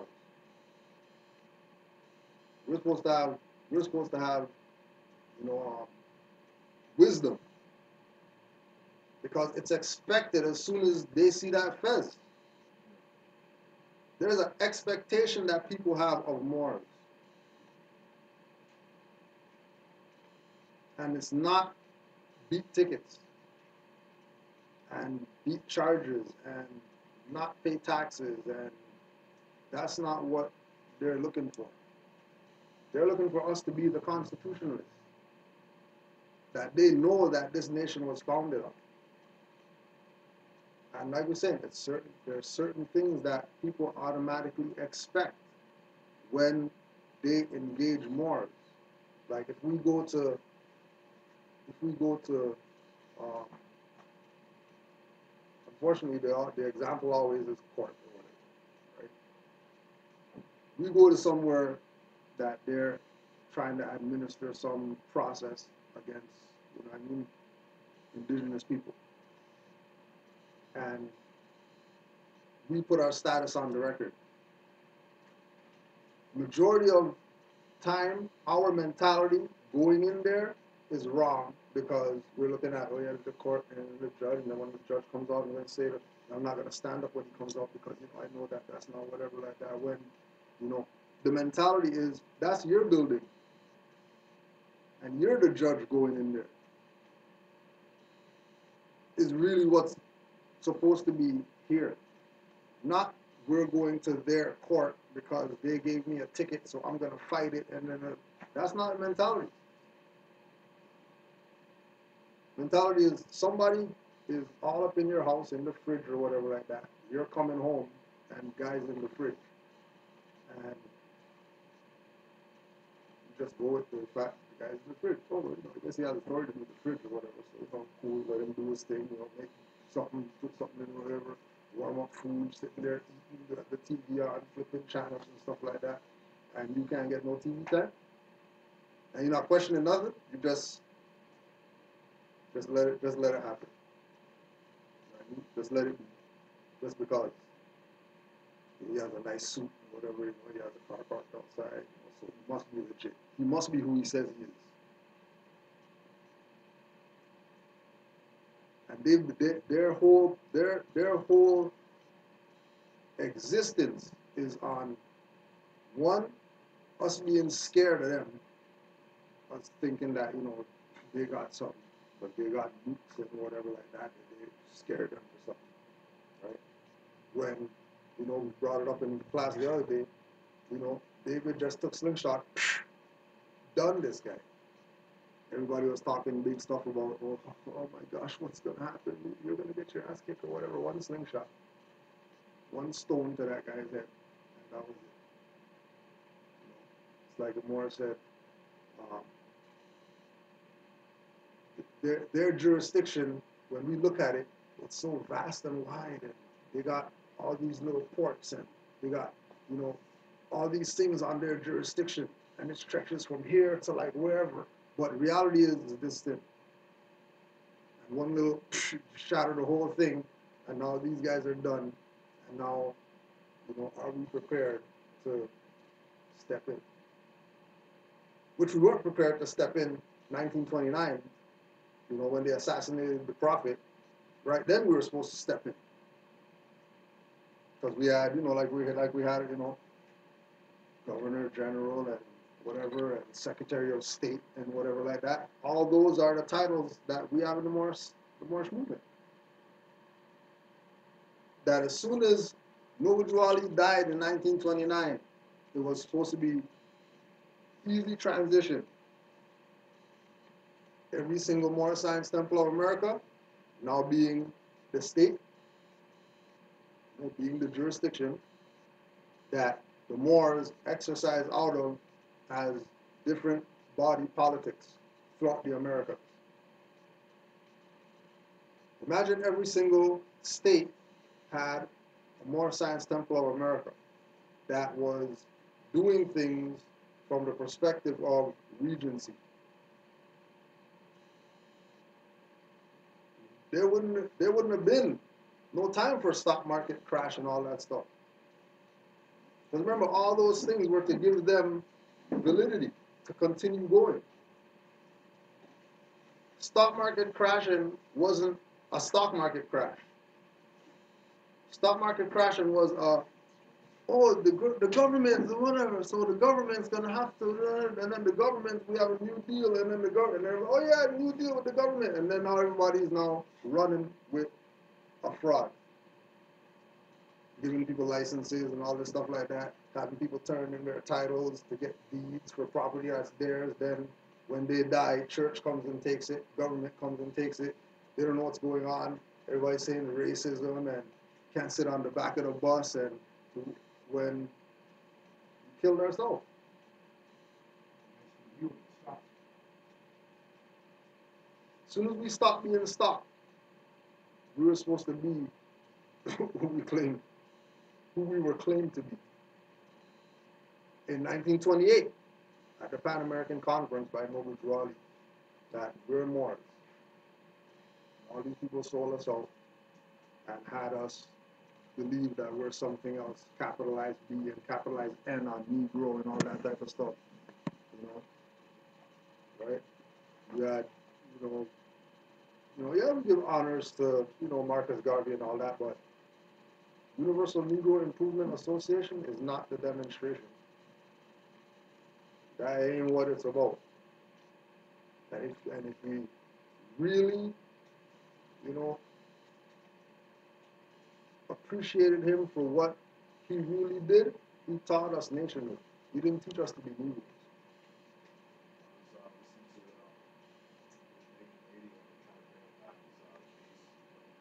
Yeah.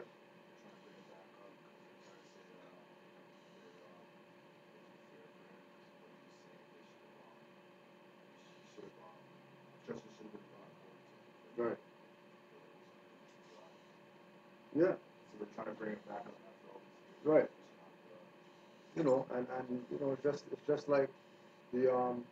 It's just like the Rastafarian. Keep bringing up, Emperor of Ethiopia when he was Emperor of Abyssinia. Haile Selassie was no Emperor of Ethiopia.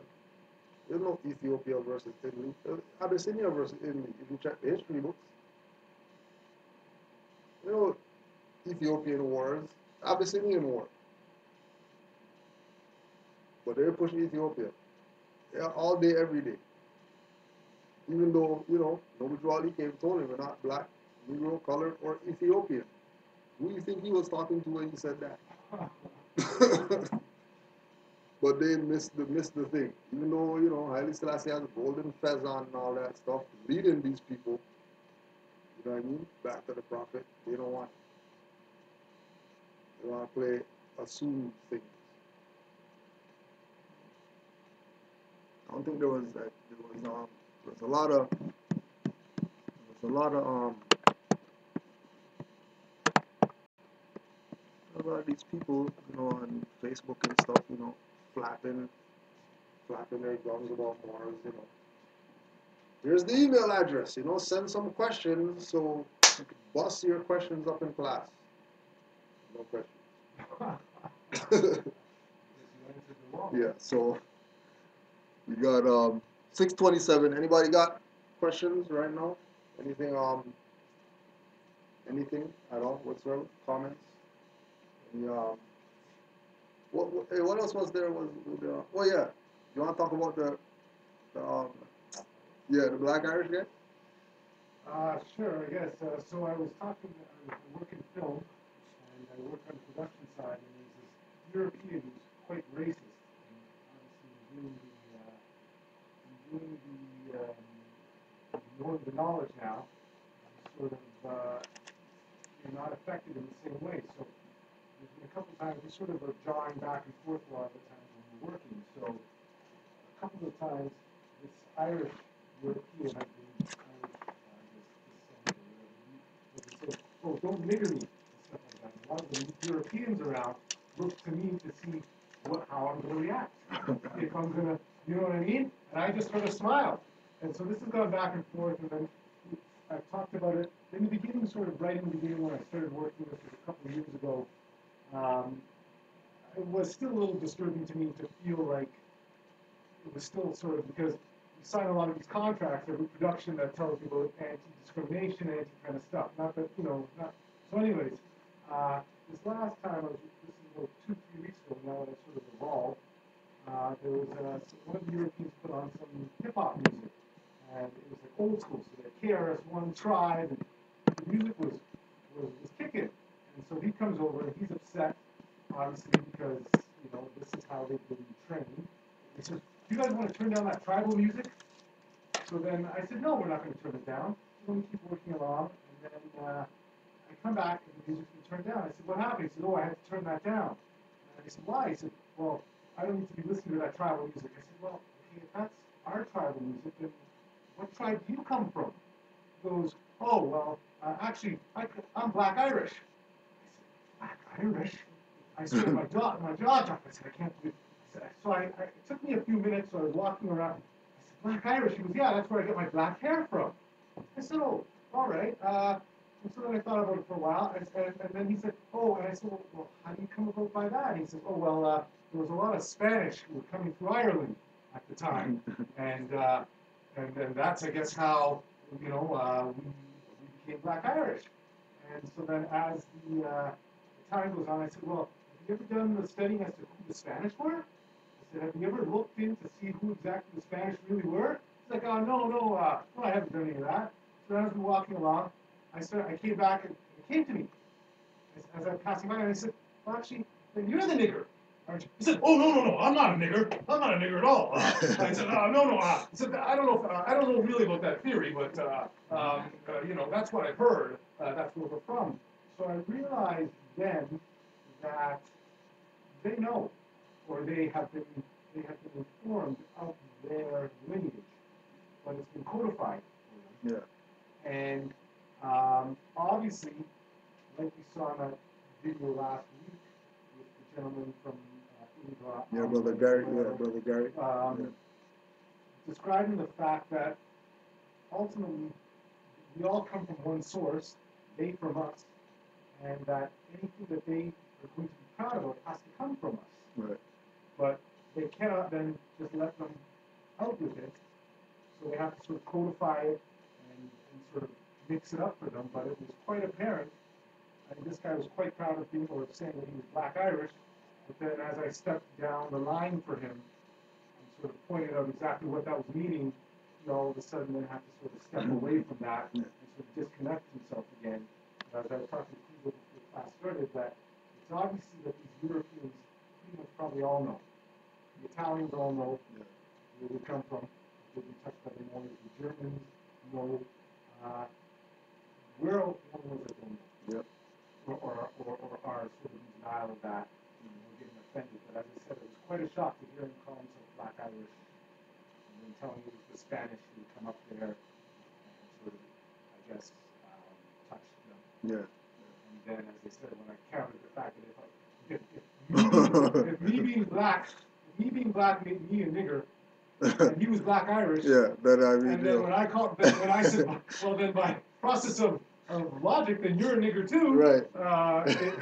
He all of a sudden. He wasn't down with it. He wasn't down with that, right? So, but it was, and what I realized with a lot of these, and this has gone through the process where I become, or I reclaimed, claimed my Moorish nationality, is that it's usually the racists, the so-called racists, they're the most ignorant. And they're the ones that are the most sort of insecure.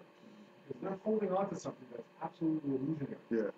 And ultimately, this guy's a pretty good, behind his craziness, there's a person still there, not a corporate person. Yeah. Good. Yeah, there's a human there, and but what you realize, and this is one of the things, that a lot of this stuff is passed on. Inherited. Inherited. Well, yeah, inherited. I almost want to not use that word. Yeah. But it is indoctrinated into them from their parents. And when you call them on their logic, it falls apart. Mm-hmm. How can you be Black Irish? We're black and we're niggers. You're not a nigger. And then it's the Spanish. But if you did any research, then you realize that it was the Spanish of back then, right, which was us. Yeah.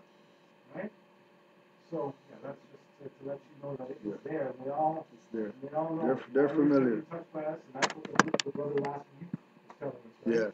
Yeah. The whole island was us, right? Right. Anything else? I have a question? Nothing. Right. Good. Oh, and just to expound, that was what she was talking about with the Indian being called brown. I was watching the same CP24 clicker, because the prophet tells you that if you keep watching and listening to the news, that the truth will come out.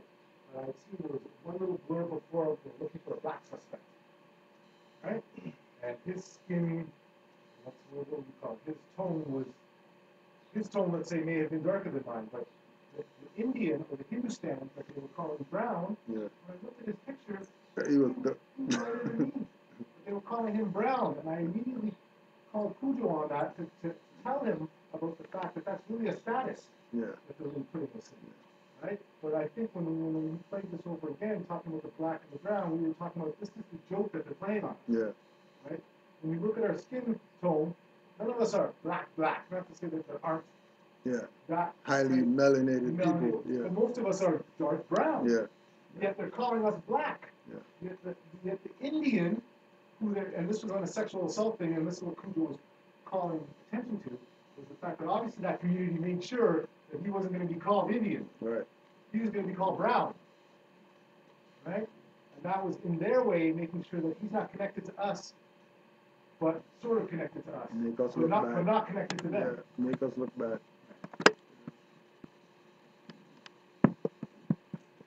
All right. Everybody's good? Nothing else? Sure you don't got nothing else? Can't fire you.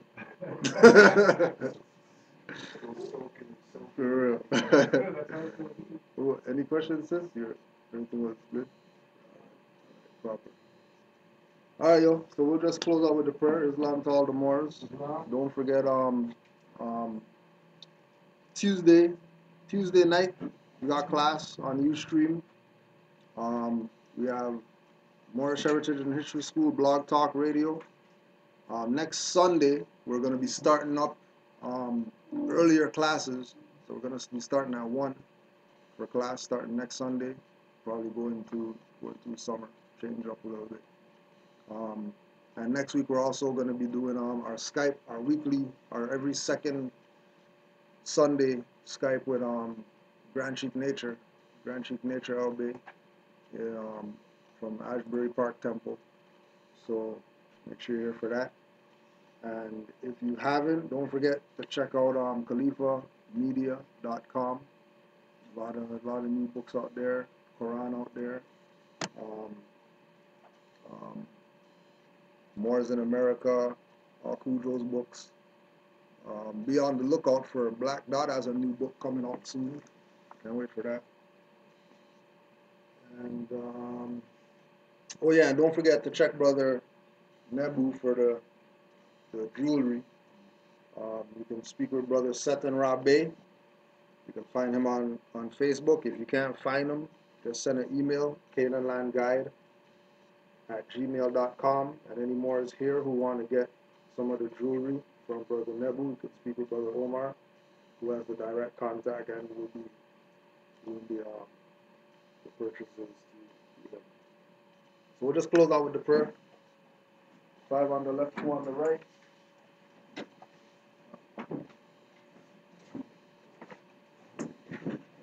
Allah, the Father of the universe, Father of love, truth, peace, freedom, and justice.